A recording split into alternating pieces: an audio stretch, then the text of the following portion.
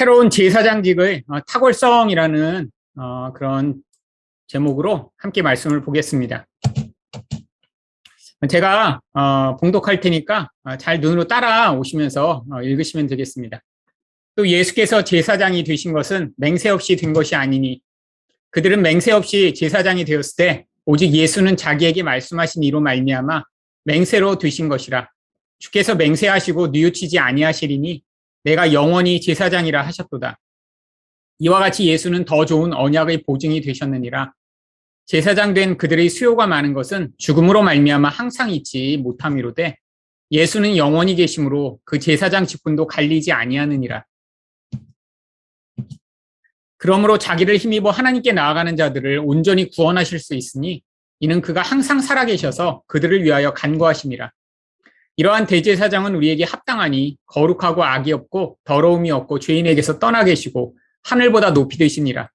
그는 저 대제사장들이 먼저 자기 죄를 위하고 다음에 백성의 죄를 위하여 날마다 제사 드리는 것과 같이 할 필요가 없으니 이는 그가 단번에 자기를 드려 이루셨습니다. 율법은 약점을 가진 사람들을 제사장으로 세웠거니와 율법 후에 하신 맹세의 말씀은 영원히 온전하게 되신 아들을 세우셨느니라. 아멘. 우리 이제 벌써 2달을 쉬었기 때문에 앞에 무슨 말씀이 있었는지 이제 전후 문맥을 다시 살펴보고 우리가 앞으로 어떤 내용으로 이제 보게 될지 큰 그림을 먼저 그리고 또 가도록 하겠습니다. 우리 7장 전체 맥락에서는 멜기세덱의 계보를 따른 예수라는 지금 말씀을 보고 있는 그런 과정입니다. 근데 원래 이 7장에 나오는 내용이 5장에서 멜기세덱 이야기를 하다가 이제 약 한 장 정도에 걸쳐서 중간에 갑자기 권고를 하면서 이 멜기세덱 이야기를 이제 건너뛰어서 그렇죠. 원래 이 7장 1절은 이제 5장 마지막 부분에 원래 연결되는 거고, 이 6장으로 들어가 있는 부분이 삽입처럼 이제 권고의 내용이 들어가 있습니다. 이따 이제 살펴볼 텐데요. 그래서 이 멜기세덱 이야기를 하면서 첫 번째는 이 멜기세덱이 얼마나 위대한 존재인가를 이제 설명했고요. 그런데 이런 위대한 멜기세덱을 따라 예수님이 오신 분이시다라고 하는 것을 이제 11절부터 28절까지 설명하고 있습니다. 그래서 우리가 지난번에 이제 6월 마지막 주일 이제 수요일 날 아론이 아닌 멜기세덱의 계보를 예수님이 따라오셨다라고 하는 내용을 배웠고, 이제 오늘 이렇게 새로 오신 대제사장직의 그 탁월성이 얼마나 놀라운 것인가를 이제 살펴보도록 하겠습니다. 그리고 이제 다음 단락이 이제 8장부터 10장 18절까지 아주 길게 연결되는데요. 그 다음이 더 나은 제물을 드린 새로운 대제사장 예수에 대해서 약 3장에 걸쳐서 큰 단락으로 묶어서 이야기를 하고 있습니다. 그 다음에는 우리가 잘 아시는 믿음에 대한 이야기가 나오고, 히브리서가 요 10장까지는 구약과 자꾸 연결을 지어 예수 그리스도가 얼마나 탁월하고 유일하고 온전하신 분이신가를 설명하기 위해 지금 가고 있는 맥락이라는 사실을 아시고요. 8장부터 10장까지는 이제 구약의 내용이 나오는 내용이고, 그래서 조금 이제 큰 묶음으로 우리가 이제 보고, 이 히브리서의 가장 이제 중요한 부분은 이런 온전한 예수를 우리가 왜 어떻게 믿어야 되는가. 이제 그게 사실 이 히브리서의 가장 클라이막스 되는 부분이라 우리가 이제 요 11장, 12장 요 부분으로 가기 위한 지금 이제 과정에 있습니다. 사실 이 큰 묶음으로 보면 우리 예수님이 이렇게 멋지고 온전하고 위대하기 때문에 그분을 믿을 수밖에 없다는 걸 지금 계속 이 구약을 잘 알고 익숙한 사람들한테 설명하고자 이런 이야기를 지금 하고 있는 거죠. 그러면 우리 20절과 21절을 이제 먼저 보도록 하죠. 20절에서는 예수님이 제사장이 된 게 맹세 없이 된 것이 아니라 맹세를 통해 영원한 대제사장이 되었다라고 이제 이야기를 합니다. 왜 갑자기 맹세 이야기를 하는 것일까요? 이 맹세는 이제 하나님이 하신 맹세를 이야기합니다.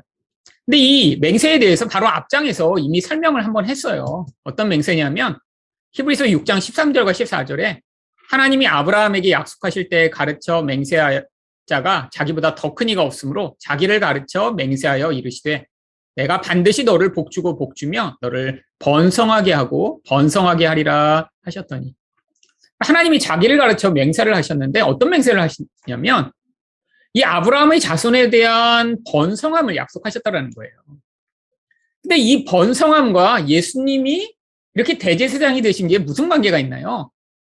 이 대제사장이 계셔야 인간은 죄 문제를 해결받아 죽지 않고 번성하고 영원히 살 수 있는데, 결국 이 온전한 대제사장인 예수가 이렇게 하나님이 번성하게 하시겠다라고 하는 약속에 따라 오셨기 때문에, 바로 그래서 그 약속의 결과로 이렇게 나타났다라고 하는 거예요.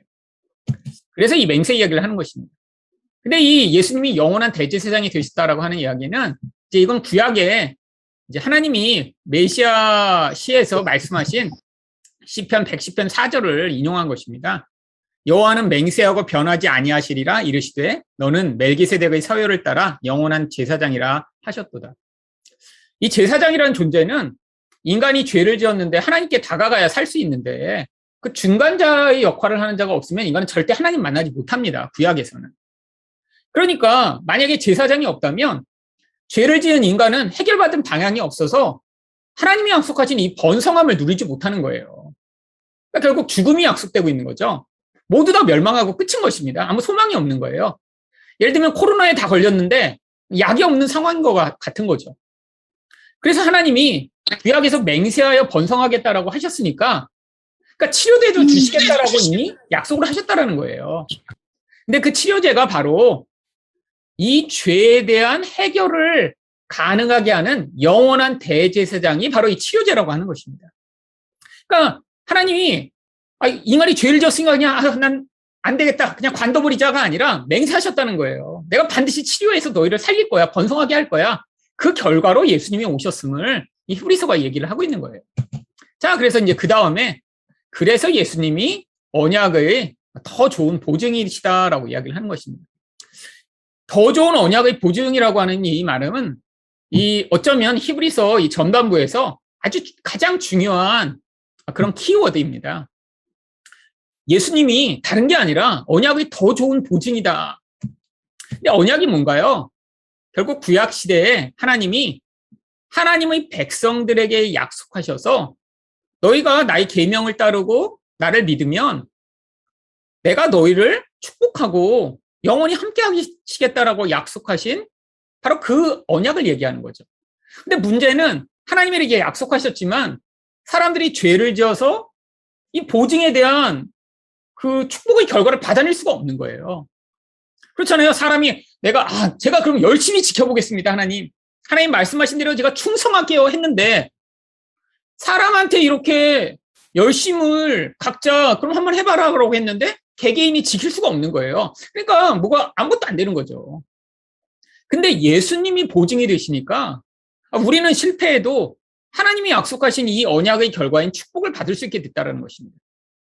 근데 이제는 새 언약이 주어진 거예요. 구약에서는 우리 개개인에게 율법을 지켜 언약을 완성해라라고 개개인에게 책임이 주어졌다면, 이게 이제 실패한 것이 증명되고 나서는 바로 하나님이 새 언약을 주셨는데, 그 새 언약에 대한 약속의 말씀이 예레미야 31장 31절부터 33절에 나옵니다.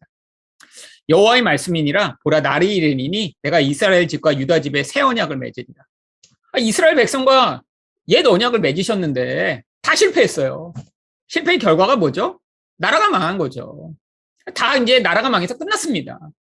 뭘 증명한 것이냐면 인간은 아무리 결심하고 애를 써도 이 하나님의 언약을 지켜 축복을 받을 자격이 안 된다는 거예요. 그래서 하나님이 이미 아시고 새 언약을 예비하신 것입니다. 근데 이 새 언약은 어때요?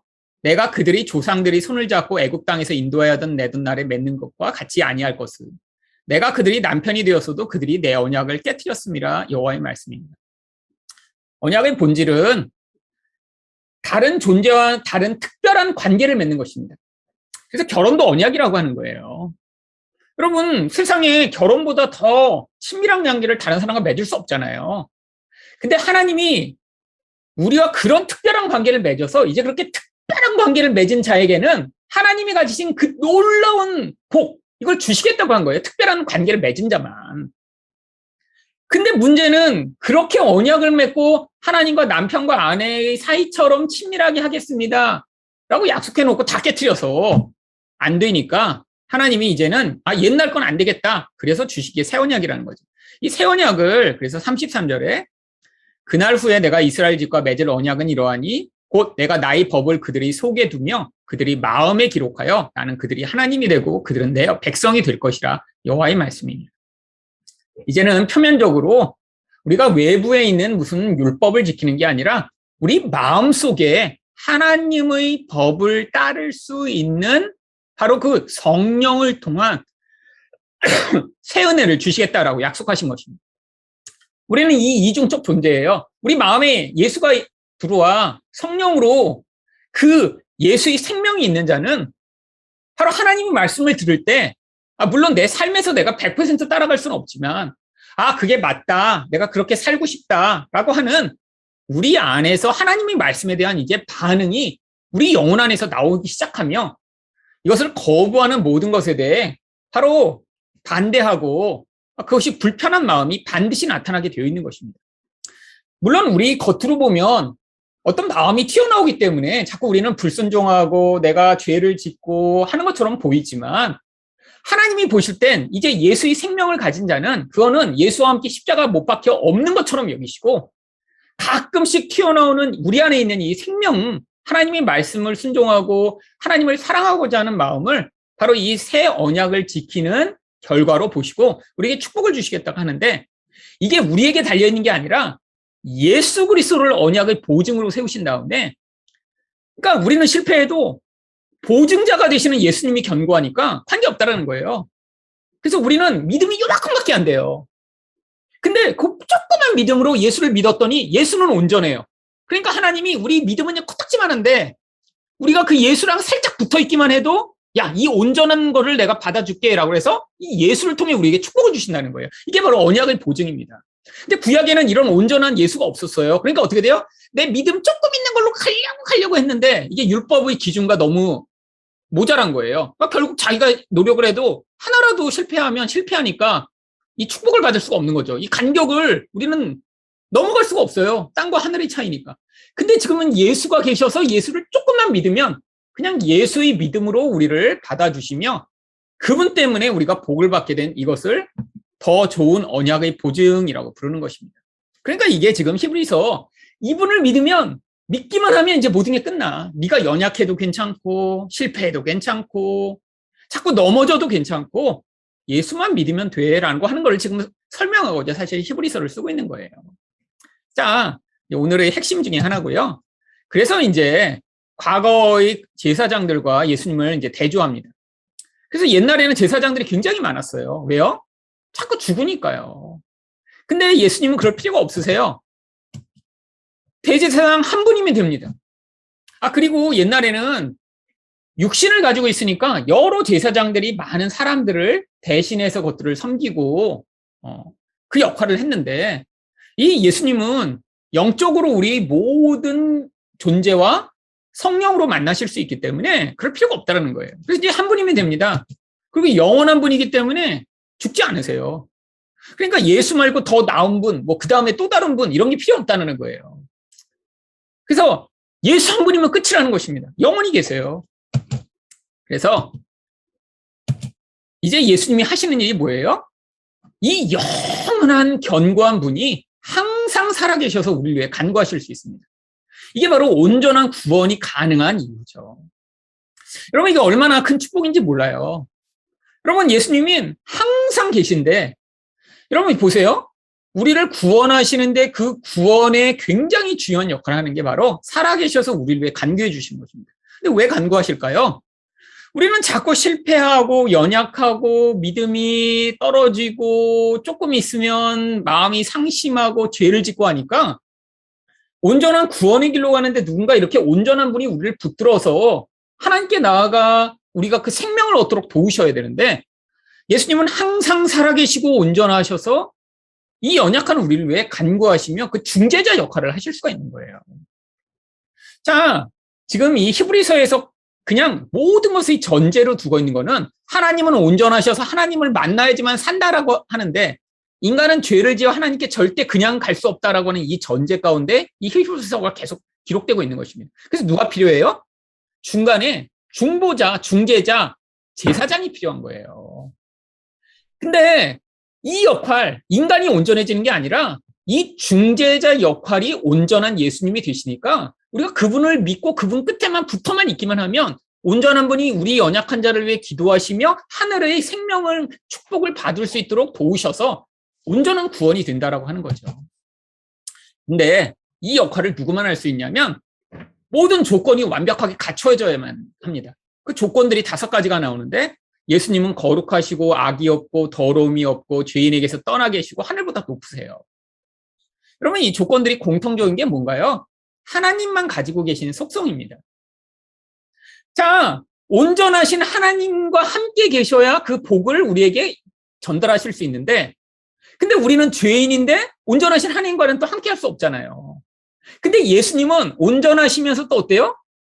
우리 인간처럼 되셔서 인간과 또 함께 계실 수 있단 말이에요. 그래서 중개자 역할이 가능하신 거예요. 그러니까 이런 완벽한 분이 없다라는 것입니다. 근데 구약에서는 제사장들이 이런 완벽하지 않기 때문에 문제가 많이 있었어요. 27절을 보시면 그래서 제사장들은 어땠어요? 날마다 자기를 위해서 먼저 제사를 드려야 됐습니다. 왜? 자기도 죄가 있는데 제사장 역할을 임시적으로 위임을 받아 했기 때문이죠. 여러분, 그러니까 자기도 맨날 죄를 지으면서 남의 죄를 이거 지금 책임져야 된다니까 이게 문제가 많은 거예요. 여러분, 뭐 병원에 갔는데 의사가 막 이렇게 막 띵띵하고 막 자기도 금방 죽을 것처럼 막 힘들고 숨을 헛떡이고 그리고 잠깐만요, 담배 좀 피고 올게요. 가서 제가 담배 푹 피고 오면서 환자 보고 좀 살 좀 빼셔야겠네요. 이러면 오래 못 삽니다. 담배도 좀 끊으시고요. 아니 의사가 그러면 그 말이 신뢰가 가겠어요? 그렇잖아요. 자기도 지금 막 담배를 못 끊고 막 지금 몸은 막 뚱뚱해갖고 막 땀을 흘리면서 막 너무 힘들어하는데 그러면서 환자 보고는 당신은 담배 끊고 건강하게 그냥 해야 된다고. 인간이 근데 그렇다라는 거예요. 아무리 위에 서서 뭐 제사장이 됐고 대제사장이 됐고 뭐 그래도 다 똑같은 죄인입니다. 근데 예수님은 그렇지 않으니까 믿을만 하죠. 그래서 제사를 드릴 필요가 없어요. 예수님은 단번에 제물로 자신을 드려 죄를 해결하셨고, 그 다음에 구약에서는 율법은 약점을 가진 사람들을 제사장으로 세웠지만 하나님이 그래서 맹세하셨어요.